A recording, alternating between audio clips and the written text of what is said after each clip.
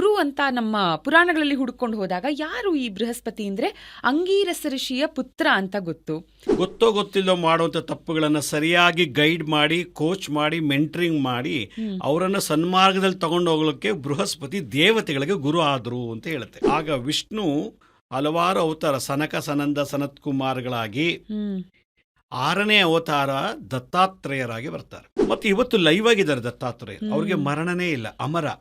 ಯಾಕಂದ್ರೆ ಕಲಿಯುಗ ಮುಗಿಯೋವರೆಗೂ ನೀವು ಅಮರವಾಗಿರ್ಬೇಕು ಅಂತೇಳಿ ಇಂದ್ರನ ಒಡ್ಡೋಲಗದಲ್ಲಿ ತೀರ್ಮಾನ ತಗೊಂಡು ಇದನ್ನ ಗರುಡ ಪುರಾಣ 2ನೇ ಅಧ್ಯಾಯದಲ್ಲಿ ಬಹಳ ಚೆನ್ನಾಗಿ ವರ್ಣನೆ ಮಾಡ್ತಾರೆ. 24 ಅವತಾರ ಆಗಿದೆ ವಿಷ್ಣುದು.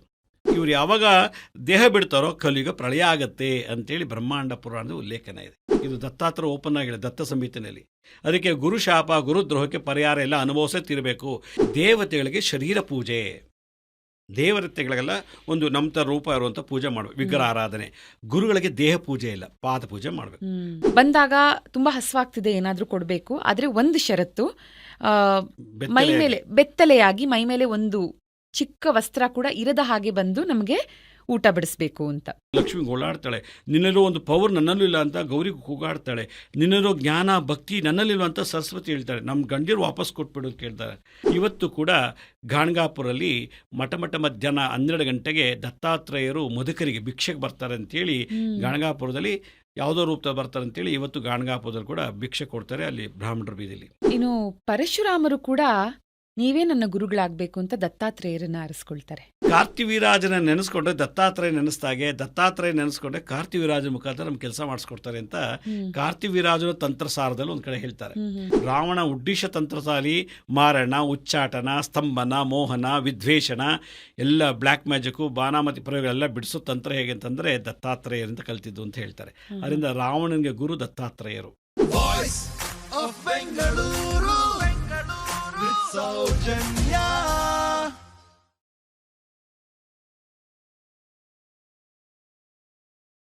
60 ಸಂವತ್ಸರಗಳಿದೆ ಅಂತ ನಮಗೊತ್ತು. ಆದರೆ ನಾವು ಈ ಸಂವತ್ಸರದ ಬಗ್ಗೆ ಸಾಮಾನ್ಯವಾಗಿ ಯೋಚನೆ ಮಾಡೋದು, ತಿಳ್ಕೊಳ್ಳೋ ಪ್ರಯತ್ನ ಮಾಡೋದು ಯುಗಾದಿ ಬಂದಾಗ. ವರ್ಷದ ಆದಿ, ಮೊದಲ ಹಬ್ಬ ವರ್ಷದಲ್ಲಿ ನಾವು ಆಚರಿಸುವಂಥದ್ದು ಯುಗಾದಿ ಸಮಯದಲ್ಲಿ ಯಾವ ಸಂವತ್ಸರ ಅನ್ನೋದನ್ನ ತಿಳ್ಕೊಳ್ತೀವಿ. ಆ ಸಮಯದಲ್ಲಿ ಆ ಸಂವತ್ಸರ ನಮಗೆ ಕೊಡಬಹುದಾದಂಥ ಶುಭ ಅಶುಭ ಫಲಗಳ ಬಗ್ಗೆ ತಿಳ್ಕೊಳ್ತೀವಿ. ಆ ಸಂವತ್ಸರ ನಮ್ಮ ಮೇಲೆ ಹಾಗೂ ದೇಶದ ಮೇಲೆ ಬೀರಬಹುದಾದಂಥ ಪ್ರಭಾವಗಳ ಬಗ್ಗೆ ತಿಳ್ಕೊಳ್ತೀವಿ. 2025 ನೋಡ್ತಿದ್ದ ಹಾಗೆ ಮುಗ್ದೇ ಹೋಯ್ತು. ಮುಂದಿನ ಸಂವತ್ಸರ ಯಾವುದು ಅಂದ್ರೆ ಬರೋ ಯುಗಾದಿಗೆ, 2026ರ ಯುಗಾದಿಗೆ ಪರಾಭವ ಸಂವತ್ಸರ. ನೋಡಿ, ಪ್ರಭವ ಇಂದ ಕ್ಷಯ ಸಂವತ್ಸರದವರೆಗೆ ಒಟ್ಟು 60 ಸಂವತ್ಸರಗಳು. ಅದರಲ್ಲಿ ಪರಾಭವ ಸಂವತ್ಸರ 40ನೇ ಸಂವತ್ಸರ. ನಮ್ಮೆಲ್ಲರಿಗೂ ಜೀವನದಲ್ಲಿ ಗುರುಬಲ ಇರಬೇಕು, ಗುರು ಉಚ್ಚನಾಗಿರ್ಬೇಕು ಅನ್ನೋ ಆಸೆ ಇದ್ದೇ ಇರುತ್ತೆ. ಯಾಕಂದ್ರೆ ಗುರು ಉಚ್ಚನಾಗಿದ್ರೆ ನಾವು ತುಂಬಾ ಚೆನ್ನಾಗಿರಬಹುದು ಜೀವನದಲ್ಲಿ, ಅದು ಯಾವುದೇ ಕ್ಷೇತ್ರದಲ್ಲಾದ್ರೂ ಅಂತ ನಮಗೊತ್ತು. ಆದ್ರೆ ಪರಾಭವ ಸಂವತ್ಸರಕ್ಕೆ ಗುರು ಅಧಿಪತಿಯಾಗಿದ್ರು ಸಾಕಷ್ಟು ಜನರಿಗೆ ಒಳ್ಳೆಯ ಒಂದು ರಿಸಲ್ಟ್ನ ಯಾರು ಹೇಳ್ತಾ ಇಲ್ಲ. ಸೇಯಿಂಗ್ ಪರಾಭವ ಸಂವತ್ಸರಕ್ಕೆ ಗುರು ಅಧಿಪತಿಯಾಗಿರ್ತಾನೆ, ಆದ್ರೆ ಈ ಸಂವತ್ಸರ ಅಷ್ಟು ಒಳ್ಳೆಯದಾಗಿರಲ್ಲ ಅಂತ ಹೇಳ್ತಿದಾರಲ್ಲ. ಹೇಗ್ ಸಾಧ್ಯ? ಗುರು ಅಧಿಪತಿ ಆದ್ಮೇಲೆ ಸಂವತ್ಸರ ಚೆನ್ನಾಗಿರ್ಬೇಕಲ್ವಾ? ಹಾಗಾಗಿ ಇವತ್ತು ಇದನ್ನ ಅರ್ಥ ಮಾಡ್ಕೊಳ್ಳೋಣ. ಜೊತೆಗೆ ಗುರು ನಮ್ಮೆಲ್ಲರಿಗೂ ಒಳ್ಳೆಯದನ್ನೇ ಮಾಡಬೇಕು ಈ ಪರಾಭವ ಸಂವತ್ಸರದಲ್ಲೂ ಅಂದ್ರೆ ನಾವು ಏನ್ ಮಾಡಬಹುದು, ಸುಲಭವಾದಂಥ ಉಪಾಯಗಳ ಬಗ್ಗೆ ಮಾತಾಡೋಣ. ಹಾಗೆ ಗುರು ಅಂತಿದ್ದ ಹಾಗೆ ಜಗದ್ಗುರುಗಳಾದಂಥ ಶ್ರೀ ದತ್ತಾತ್ರೇಯರ ಬಗ್ಗೆ ಮಾತಾಡೋಣ. ಅವರ ಅವತಾರ ಅನ್ನಲಾಗುವ ಸಾಯಿಬಾಬಾ ಬಗ್ಗೆ ಮಾತಾಡೋಣ. ಸಾಕಷ್ಟು ಮಾತಾಡೋಣ ಈ ಎಪಿಸೋಡಲ್ಲಿ. ನಮ್ಮ ಜೊತೆ ಮುದ್ರಾ, ಯಂತ್ರ, ಮಂತ್ರ, ತಂತ್ರ ಪ್ರವೀಣರಾದಂಥ ಶ್ರೀಯುತ ಲಕ್ಷ್ಮೀ ಶ್ರೀನಿವಾಸ್ ಗುರುಜಿಯವರಿದ್ದಾರೆ. ಸರ್ ನಮಸ್ಕಾರ, ಥ್ಯಾಂಕ್ ಯು ಸೋ ಮಚ್ ಮತ್ತೊಮ್ಮೆ ನಿಮ್ಮ ಸಮಯ ನಮಗೆ ಕೊಟ್ಟಿದ್ದಕ್ಕೆ. ನಮಸ್ತೆ. ನಮಸ್ತೆ. ಸಮಸ್ತ ವೀಕ್ಷಕರ ಬಾಂಧವರಿಗೆಲ್ಲ ನಮಸ್ಕಾರ. ಗುರು ಬೃಹಸ್ಪತಿ ಅಥವಾ ಜುಪಿಟರ್ ಅಂತ ಏನ್ ಕರಿತೀವಿ ನಾವು, ಬಿಗ್ಗೆಸ್ಟ್ ಪ್ಲಾನೆಟ್ ಅಂತ ಗೊತ್ತು. ಗುರು ಅಂತ ನಮ್ಮ ಪುರಾಣಗಳಲ್ಲಿ ಹುಡುಕೊಂಡು ಹೋದಾಗ ಯಾರು ಈ ಬೃಹಸ್ಪತಿ ಅಂದ್ರೆ ಅಂಗೀರಸ ಋಷಿಯ ಪುತ್ರ ಅಂತ ಗೊತ್ತು. ಗುರು ಅನುಗ್ರಹ ನಮ್ಮೆಲ್ಲರಿಗೂ ಬೇಕು. ಗುರುಬಲ ಒಂದಿಷ್ಟು ವರ್ಷಕ್ಕೆ ಒಂದ್ಸಲ, if I am not wrong 12 ವರ್ಷಕ್ಕೆ ಒಂದು ಸಲ ಒಬ್ಬ ವ್ಯಕ್ತಿಗೆ ಸಿಗತ್ತೆ ಅಲ್ವಾ ಸರ್? ಆ ಒಂದು ವರ್ಷ ಒಂಥರ ರಾಜಯೋಗ ಅನುಭವಿಸಬಹುದು ಅಂತ ಗುರು ಉಚ್ಚನಾಗಿದ್ದಾಗ. ಆದರೆ ಇದೇ ಗುರು ಅಧಿಪತಿಯಾಗಿರುವಂಥ ಪರಾಭವ ಸಂವತ್ಸರ ಅಷ್ಟು ಪಾಸಿಟಿವ್ ಆಗಿ ಎಲ್ಲೂ ನೋಡ್ತಾ ಇಲ್ಲ ನಾನು ಈ ಸಂವತ್ಸರದ ಬಗ್ಗೆ. ಯಾಕಿರಬಹುದು ನೋಡಿ, ಒಂದು ಜೀವಿ ಅದು ಸಣ್ಣ ಇರುವೆ ಇರ್ಬೋದು.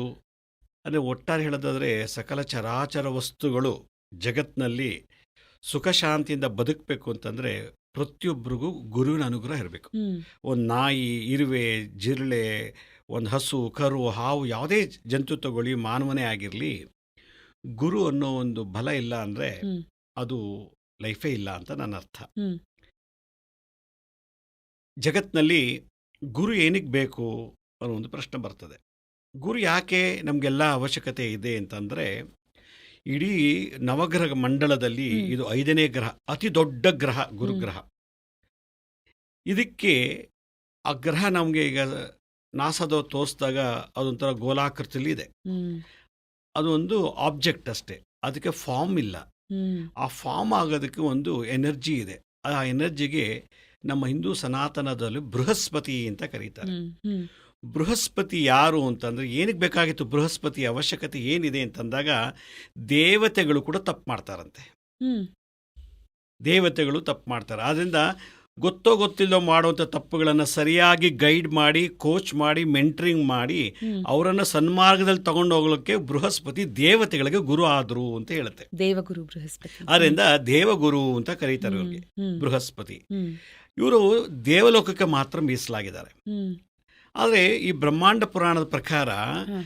ಈ ಭೂಲೋಕ ಕೂಡ ಒಂದು ಸೃಷ್ಟಿ. ಹ್ಮ್ ಇದರಲ್ಲಿ ಸಕಲ ಚರಾಚರ ವಸ್ತುಗಳು ಸೃಷ್ಟಿ ಮಾಡಿಟ್ಟಿದ್ದಾರೆ. ಹ್ಮ್ ಇವ್ರನ್ನ ಅಜ್ಞಾನದಲ್ಲಿದ್ದಾಗ ಹ್ಮ್. ಜ್ಞಾನ ಮಾರ್ಗಕ್ಕೆ ತರಲಿಕ್ಕೆ ಯಾರಾದರೂ ಒಬ್ಬರನ್ನ ನಾವು ಮೆಂಟರು, ಕೋಚು, ಗೈಡು, ಗುರು ಅಂತ ಕಳಿಸ್ಬೇಕು ಅಂತ ಒಂದು ಇಂದ್ರನ ಒಡ್ಡೋಲಗದಲ್ಲಿ ಕೃತಯುಗದಲ್ಲೇ ತೀರ್ಮಾನ ಆಗತ್ತೆ. ಹ್ಮ್ ಕೃತಯುಗದಲ್ಲಿ ಹ್ಮ್ ನಮಗೇನೋ ಬೃಹಸ್ಪತಿ ಇದ್ದೀರಾ, ನಾವು ತಪ್ಪು ಮಾಡಿದ್ರೆ ನಮಗೆ ಬುದ್ಧಿ ಹೇಳ್ತೀರಾ, ಸನ್ಮಾರ್ಗದಲ್ಲಿ ನಡ್ಕೊಂಡು ಹೋಗೋ ರೀತಿ ಗೈಡ್ ಮಾಡ್ತೀರಾ.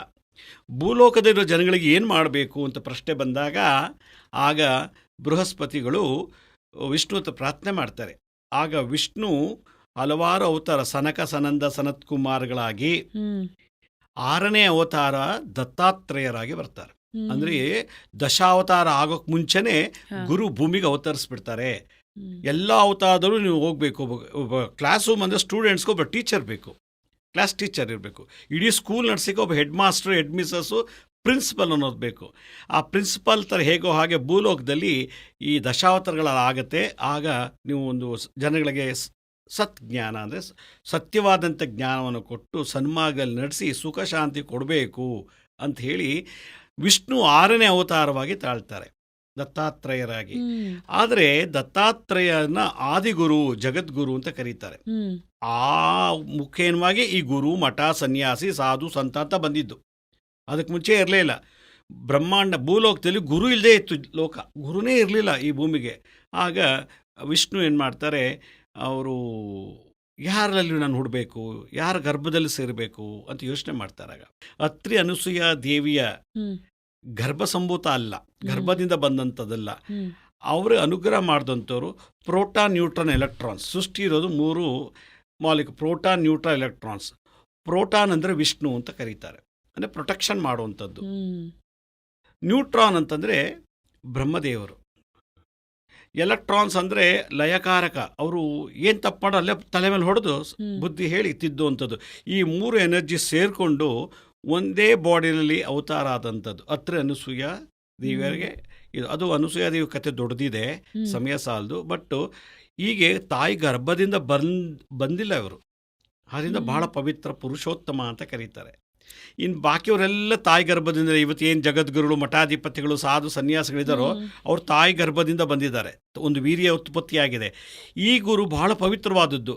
ಮತ್ತು ಇವತ್ತು ಲೈವ್ ಆಗಿದ್ದಾರೆ ದತ್ತಾತ್ರೇಯ, ಅವ್ರಿಗೆ ಮರಣನೇ ಇಲ್ಲ, ಅಮರ.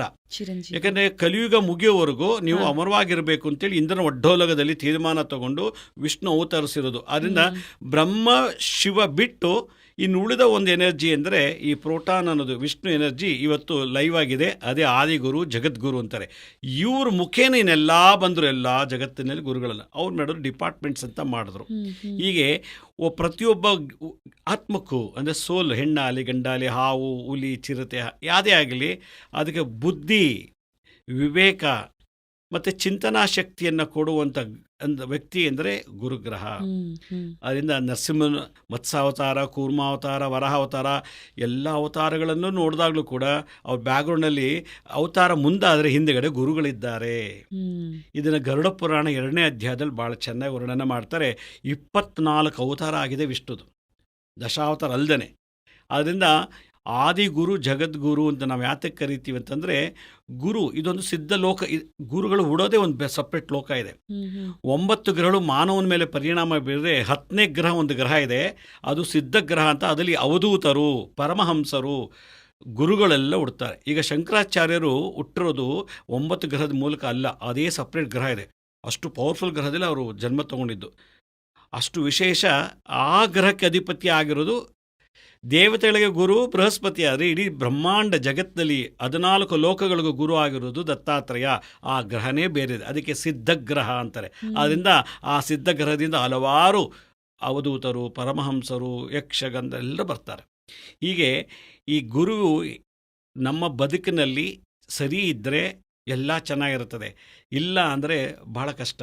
ಅದರಿಂದ ಯಾವುದೇ ಜಂತು ಆಗಲಿ, ಒಂದು ಸಣ್ಣದಾಗಲಿ, ಒಂದು ಹುಳ ಆಗಲಿ, ಅದಕ್ಕೂ ಗುರುಶಾಪ ಇರುತ್ತೆ. ಒಂದು ನಾಯಿಗೂ ಇರುತ್ತೆ. ಕತ್ತೆ, ಹಂದಿ, ಹಸು, ನಾಯಿಗಳಿಗೆಲ್ಲ ಆ ಗುರುಶಾಪ ಇದ್ದಾಗ ಪ್ರಾಣಿಗಳಲ್ಲಿ ಹೆಂಗೆ ಬಿಹೇವ್ ಮಾಡಿ ಹೆಂಗೆ ಸಾಯ್ತವೆ, ಮನುಷ್ಯನಿಗೆ ಗುರುಶಾಪ ಇದ್ದಾಗ ಅವನ ಗೋತ್ರ ಹೆಂಗಿರ್ತದೆ, ಅವನು ಮನೆ ಜನ್ರೇಷನ್ ಹೆಂಗೆ, ಮುಂದಿನ ಜನ್ರೇಷನ್ ಹೇಗಿರ್ತದೆ ಅನ್ನೋದನ್ನು ದತ್ತಾತ್ರೇಯರು ಮತ್ಸ್ಯೇಂದ್ರನಾಥರಂತ ನೆಕ್ಸ್ಟ್ ಪರಂಪರೆಯಲ್ಲಿ ಬರ್ತಾರೆ. ನವನಾಥ ನಾಯಕರು ಅಂತೇಳಿ 9 ಗ್ರಹಗಳನ್ನ ಕಂಟ್ರೋಲ್ ಮಾಡಲಿಕ್ಕೆ ಸಪ್ರೇಟ್ ಗುರುಗಳೇ ಬಂದರು. ಮತ್ಸ್ಯೇಂದ್ರನಾಥ, ಗೋರಕ್ಷನಾಥ, ಕಾನೀಪನಾಥ, ಜಾಲಂಧನಾಥ, ಚರ್ಪಟನಾಥ, ನಾಗನಾಥ, ರೇವಣ ಸಿದ್ದೇಶ್ವರ, ಗಹಿಣಿನಾಥ ಅಂಥೇಳಿ ನವನಾಥರನ್ನ ಈ ಭೂಮಿಲಿ ಅವರೆಲ್ಲರೂ ಇವತ್ತು ಅಮರರೇ. ಕಣ್ಣಲ್ಲಿ ನೋಡ್ಬೋದು ನಾವು ಇವತ್ತುವೆ. ಅವ್ರು ಕನೆಕ್ಟ್ ಆಗಬೇಕಷ್ಟೇ, ಅವ್ರಿಗೆ ಸಂಪರ್ಕ ಬೆಳೆಸ್ಕೋಬೇಕು. ಅಷ್ಟು 9 ಗ್ರಹಗಳು. ಇವ್ರು ಯಾವಾಗ ದೇಹ ಬಿಡ್ತಾರೋ ಕಲಿಯುಗ ಪ್ರಳಯ ಆಗತ್ತೆ ಅಂತೇಳಿ ಬ್ರಹ್ಮಾಂಡ ಪುರಾಣದ ಉಲ್ಲೇಖನ ಇದೆ. ಗುರು ಅಧಿಪತಿಯಾಗಿರೋ ಪರಾಭವ ಸಂವತ್ಸರ ಅಂತ ತಗೊಂಡಾಗ ಇವಾಗ ನಾವು ಮಾತಾಡಿದ್ವಿ ಗುರು ಎಷ್ಟು ಮುಖ್ಯ ಅಂತ. ಆದರೆ ಪರಾಭವ ಸಂವತ್ಸರದ ಬಗ್ಗೆ ಏನು ಹೇಳತ್ತೆ ಅಂದರೆ, ಈ ಸಂವತ್ಸರದಲ್ಲಿ ಜನಿಸಿದವನು ಸಂಪತ್ತನ್ನು ಸಂಗ್ರಹಿಸಲು ಸಾಧ್ಯವಾಗುವುದಿಲ್ಲ. ಕಹಿ ಅಥವಾ ಕಠಿಣ ಮಾತುಗಳನ್ನು ಮಾತನಾಡುವವನಾಗಿರುತ್ತಾನೆ, ಒಳ್ಳೆಯ ನಡವಳಿಕೆ ಇಲ್ಲದವನಾಗಿರುತ್ತಾನೆ ಮತ್ತು ಮೂರ್ಖನಾಗಿರುತ್ತಾನೆ. ಗುರು ಅಧಿಪತಿ ಆದಮೇಲೆ ಹೇಗಿದು ಸಾಧ್ಯ? ಇದು ಸಂವತ್ಸರದ ಫಲ. ಇದು ಹೋಲ್ಸಲಾಗಿ ಹೇಳಿರೋದು. ಇದು ಮೊದಲನೇ ಮಾತು, ಅವನಿಗೆ ಕಾರು, ಸೈಟು, ಮನೆ, ಬಂಗ್ಲೆ ಇವೆಲ್ಲ ಸಂಗ್ರಹ ಮಾಡ್ಲಿಕ್ಕೆ ಆಗೋದಿಲ್ಲ. ಯಾಕೆ ಅಂದರೆ ಇದು ಎಲ್ರಿಗೂ ಅನ್ವಯಿಸೋದಿಲ್ಲ. ಯಾರಿಗೆ ಅನ್ವಯಿಸುತ್ತೆ ಅಂತಂದರೆ, ಒಂದು ಆ ಸಂವತ್ಸರ 19ನೇ ತಾರೀಕು ಮಾರ್ಚ್ 2026ಕ್ಕೆ ಈ ಸಂವತ್ಸರ ಪ್ರಾರಂಭ ಆಗುತ್ತೆ. ಮಾರ್ಚ್ಗೆ ಮುಂಚೆನೇ ರೆಡಿ ಆಗುತ್ತೆ ಗುರುಗಳು ಭೂಮಿ ಈ ಬ್ರಹ್ಮಾಂಡನ ಕಂಟ್ರೋಲ್ ಮಾಡಲಿಕ್ಕೆ. ಜನವರಿ ಫೆಬ್ರವರಿನಲ್ಲೇ ಗುರು ತಮ್ಮ ಚೇರನ್ನು ಕುರ್ಚಿ ರೆಡಿ ಮಾಡ್ಕೊಳ್ತಾರೆ ಕಂಟ್ರೋಲ್ ಮಾಡಲಿಕ್ಕೆ. ಅದಕ್ಕೆ ಸಂಧಿಕಾಲ ಅಂತಾರೆ. ಅಂದರೆ ಚಾರ್ಜ್ ತಗೊಳ್ಳೋಕ್ಕೂ ಮುಂಚೆನೂ ಆಗೋ ಒಂದು ಗ್ಯಾಪ್ ಇದೆಯಲ್ಲ, ಆ ಸಂಧಿಕಾಲದಲ್ಲಿ ತುಂಬ ಕೆಟ್ಟಾಗತ್ತೆ. ಈಗ ನಮಗೆ 2026 ಸ್ಟಾರ್ಟ್ ಆಗೋಕ್ಕೆ ಮುಂಚೆನೇ, ಗುರು ಪ್ರವೇಶ ಮಾಡೋಕ್ಕೆ ಮುಂಚೆನೇ ಭಾಳಷ್ಟು ತೊಂದರೆಗಳಾಗ್ತದೆ. ಅದನ್ನು ನಾನು ಏನು ಅಂತ ಆಮೇಲೆ ಹೇಳ್ತೀನಿ. ನೀವೊಂದು ಪ್ರಶ್ನೆ ಕೇಳಿದ್ರಿ, ಈ ಸಂವತ್ಸರದಲ್ಲಿ ದ್ರವ್ಯಗಳನ್ನು ಸಂಗ್ರಹ ಮಾಡೋಕ್ಕಾಗಲ್ಲ, ಮೂರ್ಖರು ಹುಡ್ತಾರೆ ಅಂತೆಲ್ಲ ಹೇಳಿ. ಈಗ ಒಂದು ಗೋತ್ರದಲ್ಲಿ ಯಾರೋ ಒಬ್ಬ, ಈಗ ನಾನೇ ಅಥವಾ ನಮ್ಮ ತಂದೆನೋ ನಮ್ಮ ತಾತನೋ ಮುತ್ತಾತನೋ ಗುರುಗೆ ತೊಂದರೆ ಮಾಡಿದರೆ, ಗುರುಗೆ ಬೈದಿದ್ರೆ, ಗುರುಗಳನ್ನು ಅಪಪ್ರಚಾರ ಮಾಡಿರೋ ಅವ್ರ ಬಗ್ಗೆ ಈ ಥರದಲ್ಲಿ ಏನಾದರೂ ನಮ್ಮ ಗೋತ್ರದಲ್ಲಿ ನಡೆದಿದ್ರೆ, ಈ ಸಂವತ್ಸರದಲ್ಲಿ ಅಂಥವ್ರ ಮನೇಲಿ ಅವಿದ್ಯಾವಂತ, 7ನೇ ಕ್ಲಾಸ್ ಫೇಲ್ ಆಗೋದು, ಡೊನೇಷನ್ ಕೊಟ್ಟು ಸೇರಿಸ್ತಾರೆ, ಸ್ಕೂಲ್ಗೆ ಹೋಗಲ್ಲ, ಮತ್ತು SLC ಫೇಲ್ ಆಗೋದು, ಕದಿಯೋದು, ಅಜ್ಞಾನಿಯಾಗಿ ರೌಡಿಸಮ್ ಮಾಡೋದು, ಬಾಂಬ್ ಬಿಡೋದು, ಕೊಲೆ ಮಾಡೋದು, ರೇಪ್ ಮೂರ್ಖತನ ಅಂತಾರೆ, ಇದಕ್ಕೆ ಅವಿವೇಕತನ ಅಂತಾರೆ. ಅಂಥ ಮಕ್ಕಳು ಆ ಗೋತ್ರದಲ್ಲಿ ಈ ವರ್ಷ ಹುಡ್ತಾರೆ. ಆದ್ದರಿಂದ ನನ್ನ ಅಭಿಪ್ರಾಯ ಕೇಳಿದ್ರೆ, ಪರಾಭವ ಸಂವತ್ಸರದಲ್ಲಿ ಯಾರು ಮಕ್ಕಳನ್ನ ಜನನ ಪಡೆದೇ ಇರೋದೇ ಒಳ್ಳೆಯದು ಅಂತ. ಯಾಕೆ ಎಲ್ರಿಗೂ ಅಲ್ಲ, ಇದು ಯಾವ ಗೋತ್ರದಲ್ಲಿ ಗುರು ಶಾಪ ಇದೆಯೋ, ಗುರು ನಿಂದನೆ ಮಾಡಿರ್ತಾರೋ, ಯಾರ ಮನೆಯಲ್ಲಿ, ಅಂದರೆ ಈಗ ನಮ್ಮ ತಾತ ಮುತ್ತಾತಂದಿರು ಯಾರೋ ಗುರುಗಳಿಗೆ ಬೈದು ಹೊಡೆದು ಮಾಡೋದು ಎಲ್ಲೋ ಮಾಡಿರ್ತಾರೆ, ಅದು ಅವನ ವೀರ್ಯದಲ್ಲಿ ರಕ್ತದಲ್ಲಿ ಹೊಟ್ಟೋಗಿರ್ತದೆ. ಅದಕ್ಕೆ ಡಿಆಕ್ಸಿರೈಬೋನ್ಯೂಕ್ಲಿಕ್ ಆ್ಯಸಿಡ್ ಅಂತಾರೆ, DNA ಅಂತ ಕರೀತಾರೆ. ಅಂದರೆ ಹೆಂಗಸಲ್ಲಿ XX ಕ್ರೋಮೋಸೋಮ್ ಇರುತ್ತೆ, XY ಗಂಡಸಲ್ಲಿರ್ತದೆ. ಆ ಜೆನೆಟಿಕ್ಸ್ ಥಿಯರಿ ಪ್ರಕಾರ ಜೀನ್ಸ್ ಏನು ಮಾಡುತ್ತೆ, ಅವನಿಗೆ ಗುರು ಶಾಪ ಇರ್ತದಲ್ಲ, ಅದು ಹಾಗೆ ಹೊಟ್ಟೋಗುತ್ತೆ. ತಾಯಿಗಿರಲ್ಲ. ತಾಯಿಗಿಲ್ದವ್ರ ದಿನ ಅವ್ನು 7ನೇ ಕ್ಲಾಸ್ ತನಕ ಓದಿರ್ತಾನೆ, ಇಲ್ಲ 10ನೇ ಕ್ಲಾಸ್ ಹೋಗಿರ್ತಾನೆ.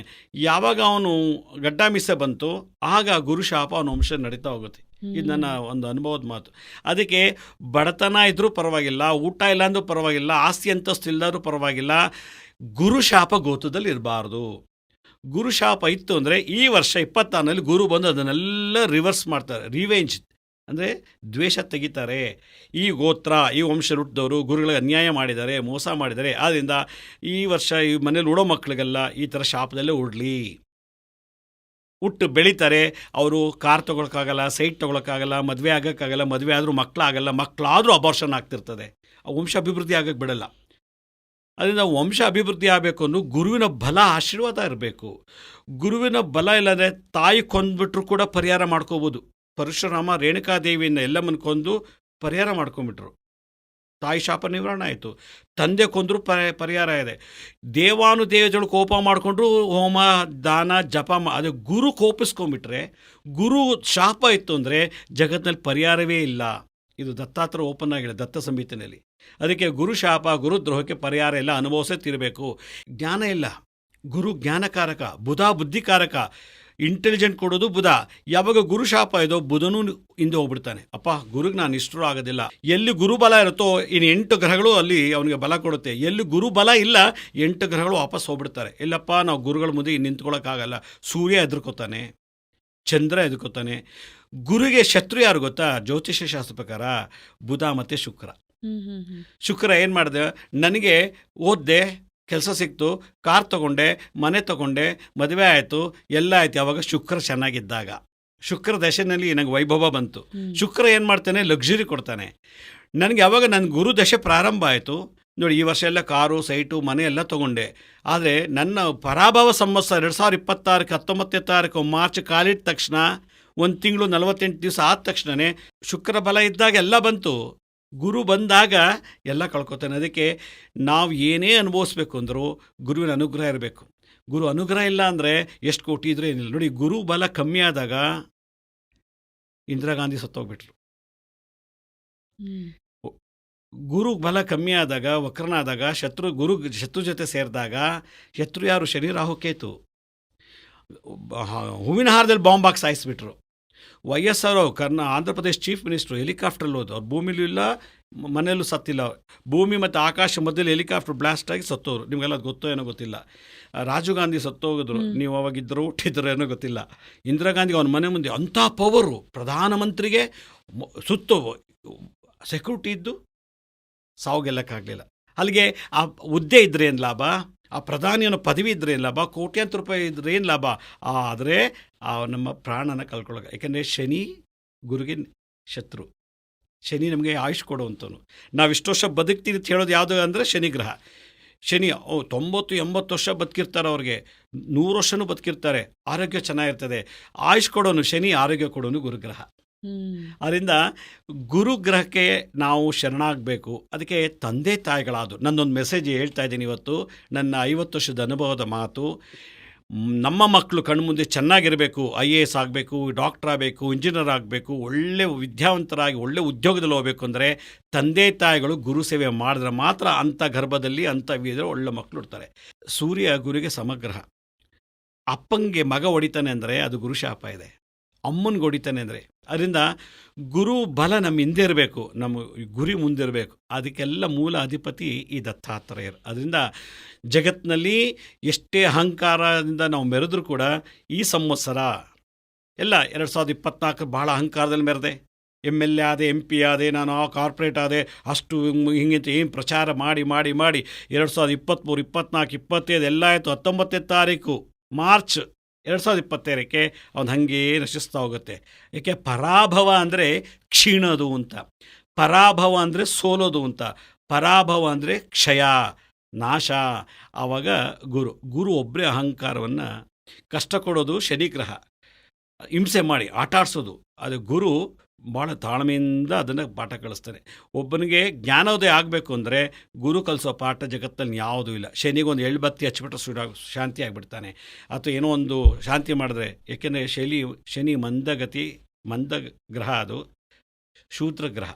ಶನಿ ಬ್ರಾಹ್ಮಣ ಅಲ್ಲ, ಶನಿ ಗ್ರಹ. ಹೀಗಾಗಿ ಅವ್ರಿಗೆ ಯಾರು ತಲ್ಲರೂ ಸೇವೆ ಮಾಡಿಬಿಟ್ಟು ಅದು ಗುರು ಆಗಲ್ಲ. ಗುರು ಬ್ರಾಹ್ಮಣ ಗ್ರಹ, ಅವ್ರಿಗೆ ಅದೇ ಸತ್ವಗುಣನೇ ಬೇಕು. ಆದ್ದರಿಂದ ಜಗತ್ತಿನಲ್ಲಿ ಯಾರನ್ನು ಬೇಕಾದ್ರೂ ನಿಷ್ಠ ಮಾಡ್ಕೋಬೋದು, ಗುರು ಮಾತ್ರ ನಿಷ್ಠ ಮಾಡ್ಕೋಬಾರ್ದು. ಯಾಕೆಂದರೆ ತಾಯಿ ಕೊಡೋಕ್ಕಾಗದಿರೋ, ತಂದೆ ಕೈಲೂ ಕೊಡೋಕ್ಕಾಗದಿರೋದು ಒಬ್ಬ ಗುರು ಕೊಡ್ತಾ ಇದ್ದಾನೆ ಅಂತಂದರೆ ಅವನು ಸ್ವೀಕರಿಸಬೇಕು, ಶರಣಾಗಬೇಕು. ಯಾಕೆಂದರೆ ಗುರು ದೇಹ ಅಲ್ಲ, ಗುರು ಅನ್ನೋದು ಒಂದು ಎನರ್ಜಿ. ಉದಾಹರಣೆ, ನಮ್ಮ ಮಲ್ಯ ಹ್ಮ್ ಕಿಂಗ್ ಫಿಕ್ಷರ್ ಎಲ್ಲ ನಡೆಸ್ತಲ್ಲ Yes. ಅವ್ರದ್ದು ಲೈಫ್ ಹೇಗಿತ್ತು ನೋಡಿ. ಶುಕ್ರದಶೆ ಹೆಂಗಿತ್ತು, ಗುರು ನೀಚನಾದಂಗೆ ಹಿಂಗಾದ. ಇದೆಲ್ಲ ಯಾತೆ ಕೇಳ್ತೀನಿ. ರಾಮನಿಗೂ ಗುರು ಶಾಪ ಆಯಿತು. ಹ್ಮ್ ಆದರೆ ಅವರು ಎಸ್ಕೇಪ್ ಆಗ್ಬಿಟ್ಟು, ಯಾಕಂದರೆ ವಿಶ್ವಾಮಿತ್ರ ಜೊತೆಲೇ ಇದ್ದರು. ಆಮೇಲೆ ಆದಿತ್ಯವ್ರದ್ದು ಉಪದೇಶ ಮಾಡಿಬಿಟ್ರು. ಹೌದು. ಅವರು ಹಿಂದೆ ಮಾಡಿದಂಥ ಹಲವಾರು ನರಹತ್ಯೆ ದೋಷಗಳೆಲ್ಲ ಪರಿಹಾರ ಆಗೋಯ್ತು. ಆದರೂ ಕೂಡ ಗುರು ಬಲ ಇಲ್ದೋರ್ದ ಟೈಮಲ್ಲಿ ಮದುವೆ ಆಗಿ ಹೆಂಡತಿ ಕಾಡ್ಗೋದ್ಲು, ರಾವಣ ಬಂದು ಕಿಡ್ನಾಪ್ ಮಾಡ್ಕೊಂಡೋದ. ಎಂಥ ದೊಡ್ಡ ರಾಮಾಯಣ ಆಯಿತು. ಇದೇ ಕೃಷ್ಣಂಗೂ ಇದೇ ಪ್ರಾಬ್ಲಮ್ ಆಯಿತು. ಕೃಷ್ಣ ಸಾಂದೀಪಿನಿ ಋಷಿಗಳನ್ನ ಪೂಜೆ ಮಾಡ್ದ.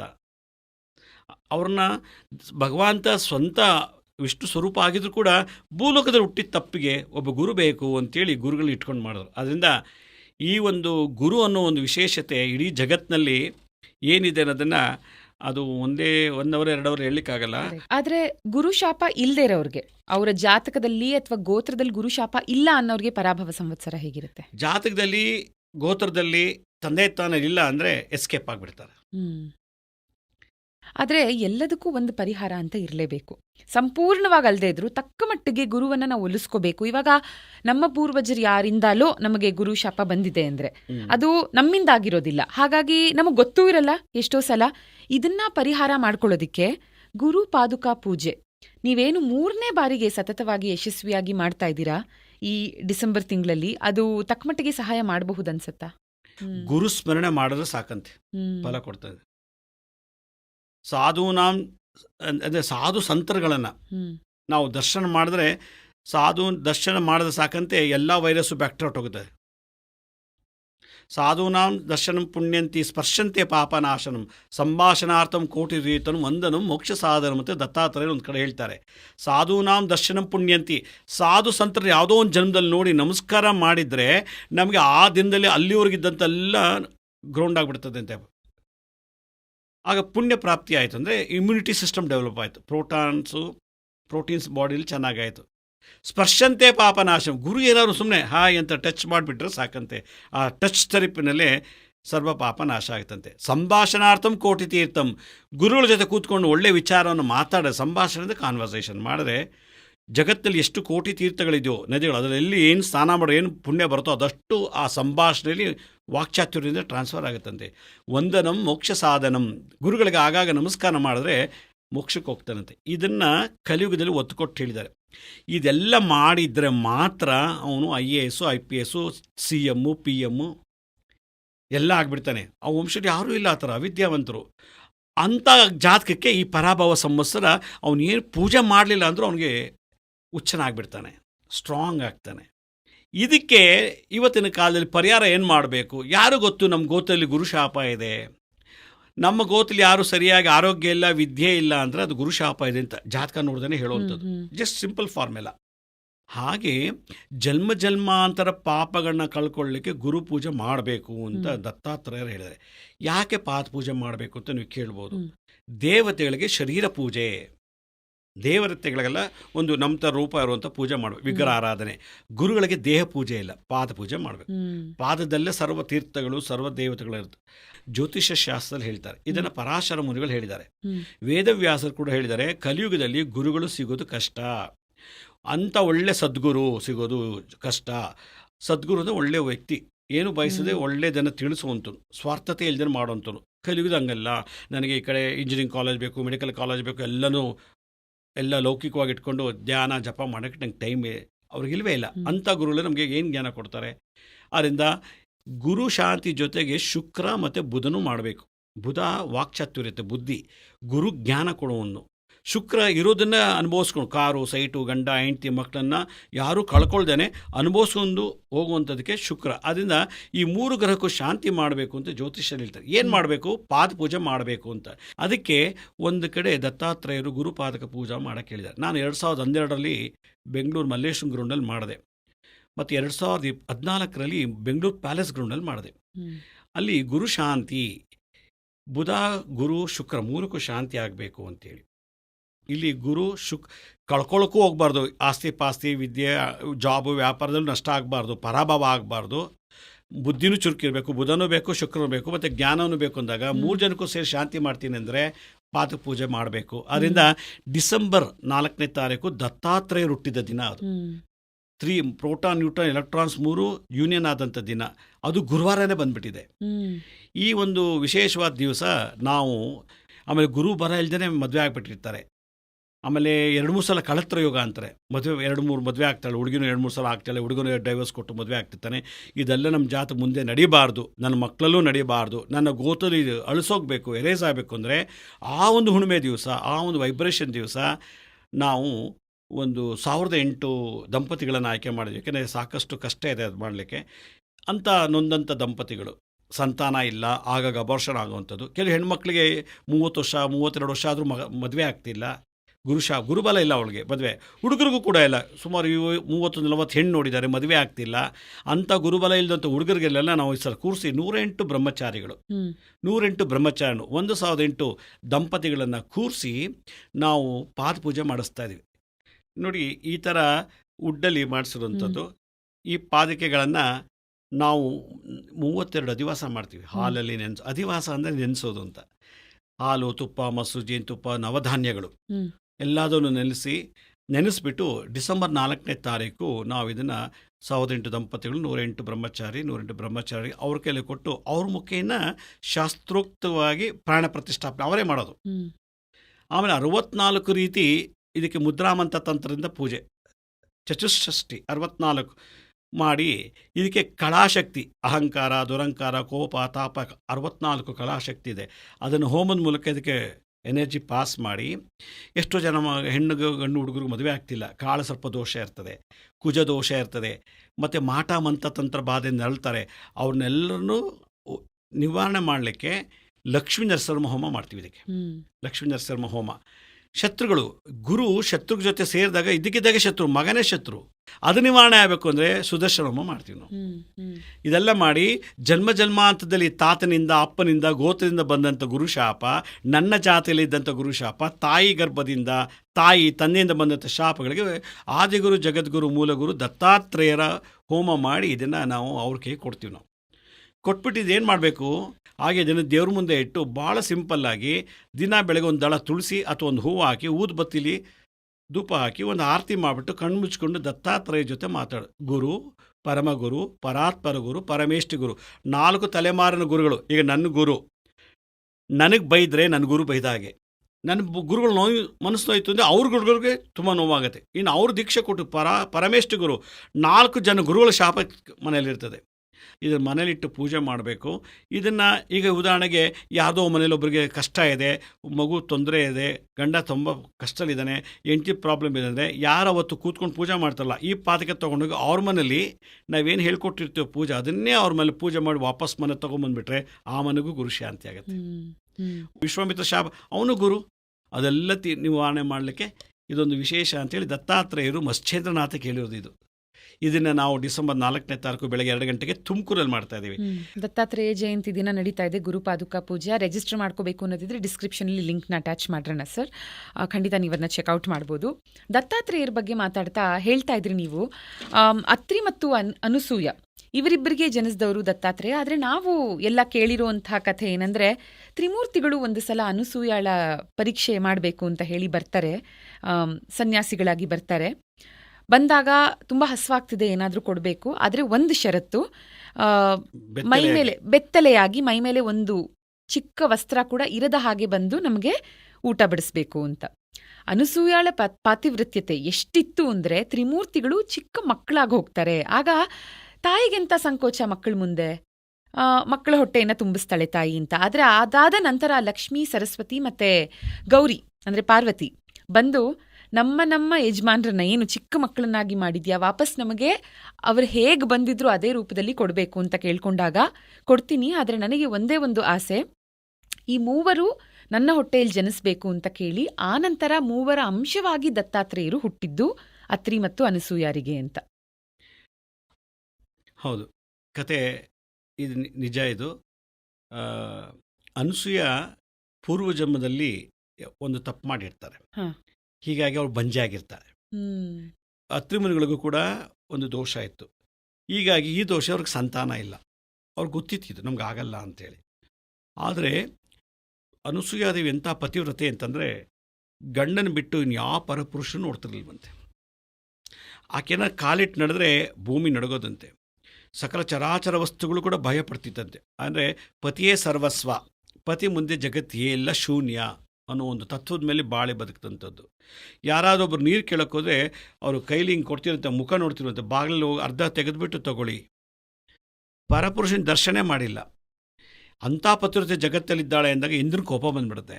ಯಾವಾಗ ಇವಳು ನಮ್ಮನ್ನೇ ಸೋಲಿಸ್ಬಿಟ್ಟು ನಮ್ಮ ಪದವಿ ಬಂದುಬಿಡ್ತಾಳೋ ಅನ್ನೋ ಹೊಟ್ಟೆ ಕಿಚ್ಕೆಯಿಂದ ಭಾಳ ಕ್ರಿಮಿನಲ್ ಮೈಂಡ್ ಮಾಡಿ ಹೋಗ್ಬಿಟ್ಟು ಬ್ರಹ್ಮ ವಿಷ್ಣು ಮಹೇಶ್ವರ ಹೇಳ್ತಾರೆ, ನೋಡಿ ನಿಮ್ಮ ಕುರ್ಚಿ ಅಲ್ಲಾಡತ್ತೆ, ಹುಷಾರಾಗಿರಿ.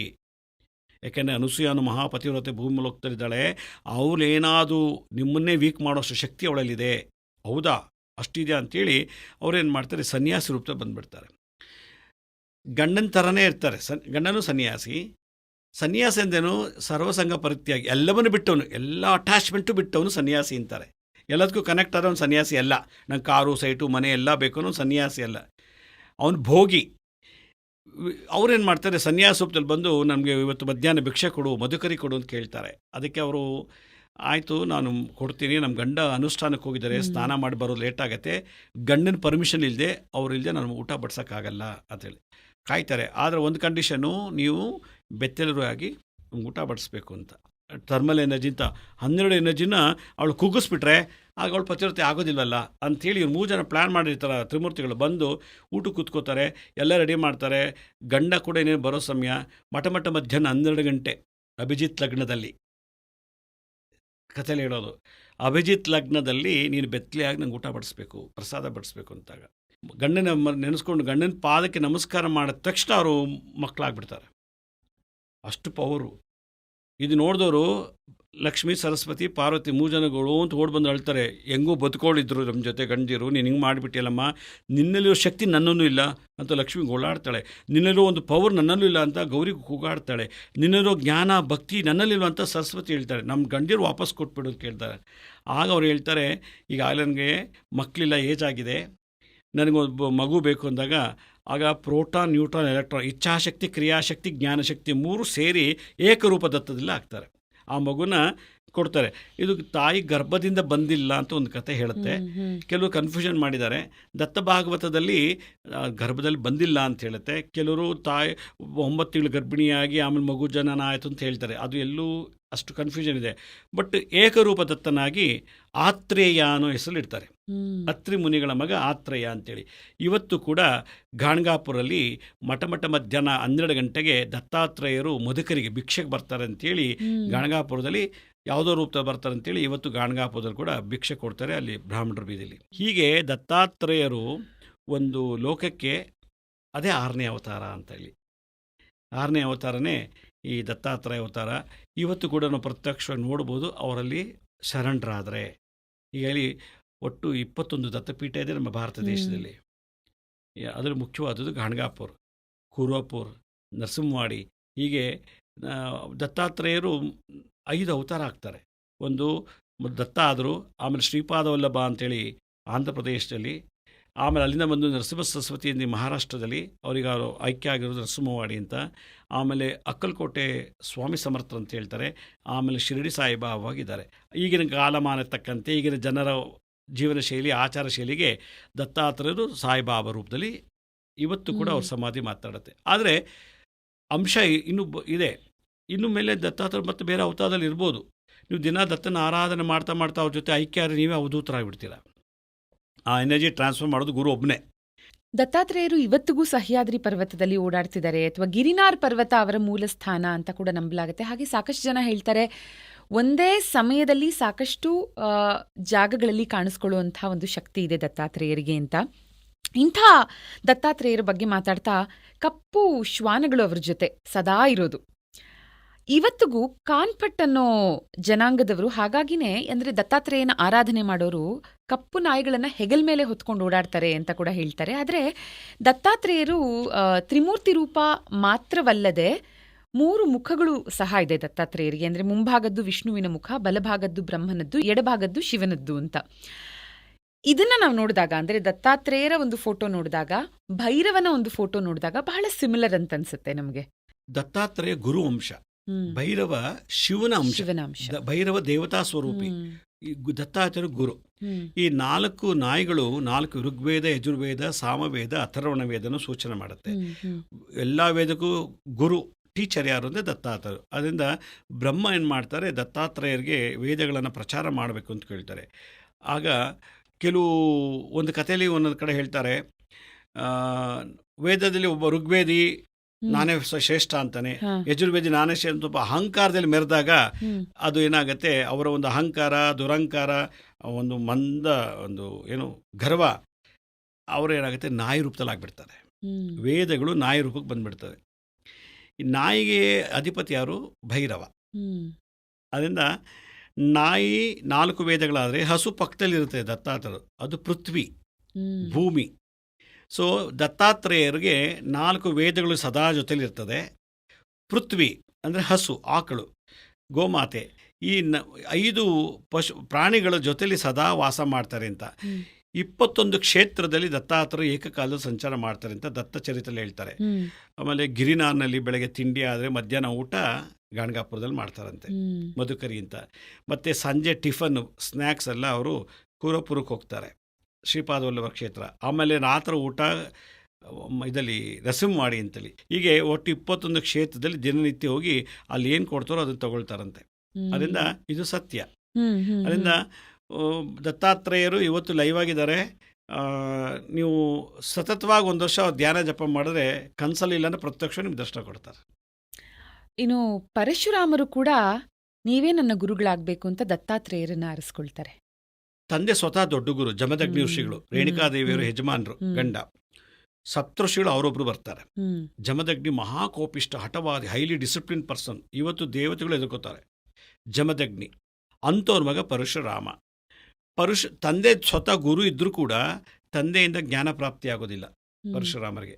ಅದರಿಂದ ಪರಶುರಾಮರು ನಿಜವಾದ ಗುರು ಹುಡುಕ್ತುವಾಗ ಅವರು ಒಮ್ಮೆ ಮಾನಸ ಸರೋವರದಲ್ಲಿ ತಪಸ್ಸು ಕೂತಾಗ ಅವ್ರು ಕೇಳ್ತಾರೆ, ನನ್ನ ತಂದೆ ಗುರು ಸಪ್ತಋಷಿಗಳು ಅವರೊಬ್ಬರು, ಆದರೆ ನನಗೆ ಸರಿಯಾದಂಥ ಜ್ಞಾನ ಕೊಡಲಿಕ್ಕೆ ಒಬ್ಬ ಗುರು ಬೇಕು ಅಂದಾಗ ಆಗ ಅವರು ಬ್ರಹ್ಮ ಏನು ಮಾಡ್ತಾರೆ, ದತ್ತಾತ್ರೇಯನ ಭೇಟಿ ಮಾಡು ಅಂತಾರೆ. ಆಗ ದತ್ತಾತ್ರೇಯನ ಕುರಿತು ತಪಸ್ಸು ಮಾಡಿದಾಗ ದತ್ತಾತ್ರೇಯನ ಗುರುವಾಗಿ ಸ್ವೀಕರಿಸ್ತಾರೆ. ಆದ್ದರಿಂದ ಅವರಿಗೆ ಅಮರತ್ವ ಬಂತು. ಪರಶುರಾಮ ಅಮರ, ಇವತ್ತು ಜೀವನದಿದೆ. ಇದಲ್ದನೆ ಕಾರ್ತಿವೀರಾಜನ ಅಂತ ಇನ್ನೊಬ್ರು ಇದ್ರು, ಕಾರ್ತಿವೀರಾಜನ ಅಂತೇಳಿ. ಕಾರ್ತಿವೀರಾಜನ ದತ್ತಾತ್ರೇಯನ ಪರಮ ಭಕ್ತ, ಪರಶುರಾಮಗಿಂತಲೂ ಭಾಳ ವಿಶೇಷ. ಅದರಿಂದ ಕಾರ್ತಿವೀರಾಜನ ನೆನೆಸ್ಕೊಂಡ್ರೆ ದತ್ತಾತ್ರೇಯ ನೆನೆಸ್ದಾಗೆ, ದತ್ತಾತ್ರೇಯ ನೆನೆಸ್ಕೊಂಡ್ರೆ ಕಾರ್ತಿವೀರಾಜನ ಮುಖಾಂತರ ನಮ್ಗೆ ಕೆಲಸ ಮಾಡಿಸ್ಕೊಡ್ತಾರೆ ಅಂತ ಕಾರ್ತಿವೀರಾಜನ ತಂತ್ರಸಾರದಲ್ಲಿ ಒಂದು ಕಡೆ ಹೇಳ್ತಾರೆ. ಅದರಿಂದ ಪರಶುರಾಮರು ಕಾರ್ತಿವೀರಾಜನ ಫಸ್ಟ್ ಪ್ರಿಫರೆನ್ಸು ಕಾರ್ತಿವೀರಾಜನ. ಕಾರ್ತಿವೀರಾಜನ ತಂತ್ರಸಾರದಲ್ಲಿ ಸುಮಾರು ನಾನು ನೋಡಿರೋ ಪ್ರಕಾರ ಒಂದು 518 ಶ್ಲೋಕಗಳಿದೆ. ಅದರಲ್ಲಿ ದತ್ತಾತ್ರೇಯ ಮಂತ್ರ ಎಂಥ ತಂತ್ರಗಳ ಅವರೇ ಬರೆದಿಟ್ಟಿದ್ದಾರೆ. ಇದಲ್ಲದೆ ಇನ್ನೊಂದು ಎಷ್ಟೋ ಜನ ಗೊತ್ತಿಲ್ಲ, ರಾವಣ ಕೂಡ ದತ್ತಾತ್ರೇಯನ ಶಿಷ್ಯ. ಯಂತ್ರಮಂತ್ರ ತಂತ್ರಗ ಅಧಿಪತಿ ದತ್ತಾತ್ರೇಯರು. ರಾವಣ ಉಡ್ಡಿಶ ತಂತ್ರಸಾಲಿ, ಮಾರಣ, ಉಚ್ಚಾಟನ, ಸ್ತಂಭನ, ಮೋಹನ, ವಿದ್ವೇಷಣ, ಎಲ್ಲ ಬ್ಲ್ಯಾಕ್ ಮ್ಯಾಜಿಕ್ಕು, ಬಾನಾಮತಿ ಪ್ರಯೋಗಗಳೆಲ್ಲ ಬಿಡಿಸೋ ತಂತ್ರ ಹೇಗೆ ಅಂತಂದರೆ ದತ್ತಾತ್ರೇಯರಿಂದ ಕಲ್ತಿದ್ದು ಅಂತ ಹೇಳ್ತಾರೆ. ಅದರಿಂದ ರಾವಣನಿಗೆ ಗುರು ದತ್ತಾತ್ರೇಯರು. ಇದೆಲ್ಲ ಆದ್ರೂ ಕೂಡ ಕೊನೆಗೆ ಸಾಕ್ಷಾತ್ ದತ್ತಾತ್ರೇಯರ ಬ್ರಹ್ಮನಿಗೆ ಕೆಲವು ಉಪದೇಶ ಮಾಡಿದ್ದಾರೆ, ನಾರದರಿಗೆ ಜ್ಞಾನ ಕೊಟ್ಟಿದ್ದಾರೆ. ಅದರಿಂದ ದೇವತೆಗಳು, ಋಷಿಗಳಿಗೂ ಎಲ್ರಿಗೂ ಗುರುವಾದಂಥ ದತ್ತಾತ್ರೇಯರು ಅವರ ಹ್ಯಾಪಿ ಬರ್ತ್ಡೇ ಡಿಸೆಂಬರ್ 4ನೇ ತಾರೀಕು ಗುರುವಾರನೇ ಹುಣ್ಣಿಮೆಯಲ್ಲೇ ಬಂದಿದೆ. ಅದರಿಂದ ಜಗತ್ತಿನಲ್ಲಿ ಯಾರನ್ನು ಬೇಕಾದ್ರೂ ನಿಷ್ಠ ಮಾಡ್ಕೊಳ್ಳಿ, ಜಗತ್ತಿನಲ್ಲಿ ಗುರು ನಿಷ್ಠರು ಆಗಬಾರ್ದು. ಗುರು ಬಗ್ಗೆ ನಿಷ್ಠರು ಆಯ್ತು ಅಂದರೆ ಗುರು ನಗ್ನಗ್ತ ಒಂದು ಸಲ ದೃಷ್ಟಿ ನೋಡಿದ್ರೆ ಸಾಕು, ದೀಕ್ಷೆ ಕೊಡಬೇಕನ್ನೋ ಅವಶ್ಯಕತೆ ಇಲ್ಲ. ನನ್ನ ಜೀವನದಲ್ಲೇ ನನ್ನ ಗುರುಗಳು ಮಹಾನ್ ಅವಧೂತರು, ದತ್ತಾತ್ರೇಯ ಅವಧೂತರು. ಬೆಳಗ್ಗೆ ಸೂರ್ಯ ಉದಯ ಆದರೆ ಸಂಜೆ ಮುಳುಗೋವರೆಗೂ ಬರೀ ಕಣ್ಣಲ್ಲೇ ನೋಡ್ತಾ ಇದ್ರು. ನಿರಂಜನಾನಂದ ಸರಸ್ವತಿಗಳಂತೇಳಿ ಮಂಡ್ಯದಲ್ಲಿ, ನಾನು ಹುಟ್ಟಿ ಬೆಳೆದೆಲ್ಲ ಮಂಡ್ಯದಲ್ಲಿ ಅವರು ಒಂದು ಲಂಗೋಟಿಯಲ್ಲಿ ಮಾತ್ರ ಇದ್ದರು. ದತ್ತನ ಜೊತೆ ಮಾತಾಡೋರು, ಮೌನ. ಅವರು ಬದುಕಿರೋಷ್ಟು ದಿವಸ ಮಾತಾಡಿಲ್ಲ ನನ್ನ ಗುರುಗಳು. ಪೇಪರಲ್ಲಿ ಬರೆಯೋರು, ಸ್ಲೇಟಲ್ಲಿ ಬರೆಯೋರು. ಬಟ್ ಅವ್ರ ದೃಷ್ಟಿ ಹೇಗಿತ್ತು ಅಂತಂದರೆ, ದತ್ತನ ಆರಾಧನೆ ಮಾಡಿ ಒಂದು ಸಲ ಸ್ಮೈಲ್ ಮಾಡಿ ಗುರು ನಕ್ಬಿಟ್ಟ ಅಂದರೆ ಎಲ್ಲ ವಿದ್ಯೆ ಟ್ರಾನ್ಸ್ಫರ್ ಆಗಿಬಿಡುತ್ತೆ. ಇನ್ನು ಅವ್ರು ಸೇವೆ ಮಾಡಿದ್ರೆ ಇಡೀ ವಂಶದಲ್ಲಿ ಯಾರೂ ಮಾಡೋಕ್ಕಾಗದೇ ಇರೋದು, ಮುಂದೆ ಯಾರೂ ಮಾಡೋಕ್ಕಾಗದೇ ಇರೋದು ಅಂಥ ಮಹಾನ್ ಸಾಧನೆಯನ್ನು ಮಾಡಿಸ್ಬಿಡ್ತಾರೆ ಗುರು ಶರಣಾತರ ಮಾತ್ರ. ಇಲ್ಲಾಂದರೆ ಈ ವಂಶ ಪಾರಂಪರ್ಯ ಮಾಡಿಟ್ಟ ಆಸ್ತಿನೆಲ್ಲ ಒಂದೇ ಮಗಳು ಅಥವಾ ಮಗಳ ಮುಖನೆಲ್ಲ ಕಳೆಯುವಂಗೆ ಮಾಡಿಬಿಡ್ತಾರೆ. ಇದೇ ಗುರು ಅನುಗ್ರಹ. ಅದರಿಂದ ಎಲ್ರಿಗೂ ನಾನು ಕೇಳೋದಿಷ್ಟೇ, ಗುರುವಿನ ಆಶೀರ್ವಾದಕ್ಕಿಂತ ಗುರುವಿನ ಕೃಪಾ ಕಟಾಕ್ಷ ಇಂಪಾರ್ಟೆಂಟು. ಈಗ ದೀರ್ಘ ಸುಮಂಗಲಿ ಭವ ಅಂತೀವಿ, ಶೀಘ್ರಮೇವ ಕಲ್ಯಾಣ ಪ್ರಾಪ್ತಿರಸ್ತೋ. ಆವಾಗ ಮದುವೆ ಆದ ತಕ್ಷಣ ಆಶೀರ್ವಾದ ಎಕ್ಸ್ಪೈರ್ ಆಗಿಬಿಡ್ತದೆ. ಶೀಘ್ರಮೇವ ಸಂತಾನ ಪ್ರಾಪ್ತಿರಸ್ತೋ, ಮಗು ಆದ ತಕ್ಷಣ ಆಶೀರ್ವಾದ ಎಕ್ಸ್ಪೈರ್ ಆಗಿಬಿಡ್ತದೆ. ಅದರಿಂದ ಗುರುವಿನ ಹತ್ರ ಆಶೀರ್ವಾದ ಕೇಳಬಾರ್ದು, ಗುರುವಿನ ಕೃಪಾ ಕಟಾಕ್ಷ. ಗುರು ಕೃಪಾ ಬಿತ್ತು ಅಂದರೆ ನಾಯಿ ಆಗೊಡ್ಲಿ, ಹಂದಿ ಆಗೊಡ್ಲಿ, ನೆಕ್ಸ್ಟ್ ಡೇ ಬರ್ತು ಎಲ್ಲೇ ಹುಟ್ಟಿದ್ರು ಕೂಡ ಆ ಅಂಶ ನಮಗೆ ಹೇಳ್ಕೊಂಬರುತ್ತೆ DNA ಒಳಗೆ. ಗುರುವಿನಿಂದ ಏನು ಬೇಡಬಾರ್ದು ನಾವು. ನಿಮ್ಮ ಕೃಪಾ ಕಟಾಕ್ಷ ಬೇಕು, ಆಶೀರ್ವಾದನೂ ಬೇಡ, ಗುರುವಿನ ಕೃಪಾ ಕಟಾಕ್ಷ ಬೇಕು. ಇದೇ ಸೀಕ್ರೆಟ್ ಆಫ್ ಗುರು ಅಟ್ರಾಕ್ಷನ್ ಅಂತ.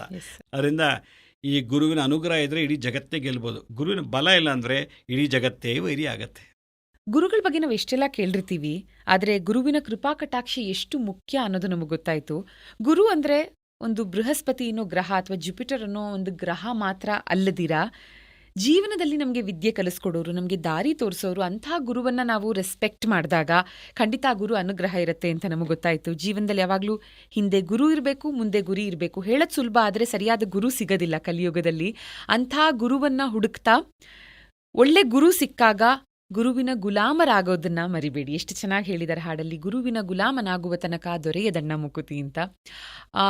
ನಮಗೆ ಚಿಕ್ಕ ವಯಸ್ಸಿಂದ ಹಿಡಿದು ತಾಯಿಯೇ ಮೊದಲ ಗುರು, ಆನಂತರ ಬಂದಂಥ ಸಾಕಷ್ಟು ಗುರುಗಳು, ಅವರೆಲ್ಲರನ್ನ ನೆನಪು ಮಾಡ್ಕೊಳ್ತಾ ಅವರೆಲ್ಲರ ಕೃಪಾ ಕಟಾಕ್ಷಿಯನ್ನು ಬೇಡ್ತಾ ಇವತ್ತು ಇಷ್ಟೆಲ್ಲ ತಿಳಿಸ್ಕೊಟ್ಟಿದ್ದಕ್ಕೆ ಸರ್, ನಮಗೆ ಗುರುವಿನ ಬಗ್ಗೆ ಇರಬಹುದು, ಪರಾಭವ ಸಂವತ್ಸರದ ಬಗ್ಗೆ, ದತ್ತಾತ್ರೇಯರ ಬಗ್ಗೆ ಸಾಕಷ್ಟು ತಿಳ್ಕೊಂಡ್ವಿ ನಾವು. ಬಹಳ ಧನ್ಯವಾದಗಳು ನಿಮ್ಮ ಸಮಯಕ್ಕೆ ಮತ್ತು ನೀವು ತಿಳಿಸ್ಕೊಟ್ಟಂಥ ಎಲ್ಲ ವಿಷಯಗಳಿಗೆ. ಸಪ್ತಮ್ ತೈಲ 100% ವುಡ್ ಪ್ರೆಸ್ಡ್ ಆಯಿಲ್ಸ್ನ ಕಡೆಯಿಂದ ಒಂದು ಚಿಕ್ಕ ಕಾಣಿಕೆ ತಮಗೆ. Thank you. ಧನ್ಯವಾದಗಳು ಸರ್. ಧನ್ಯವಾದಗಳು.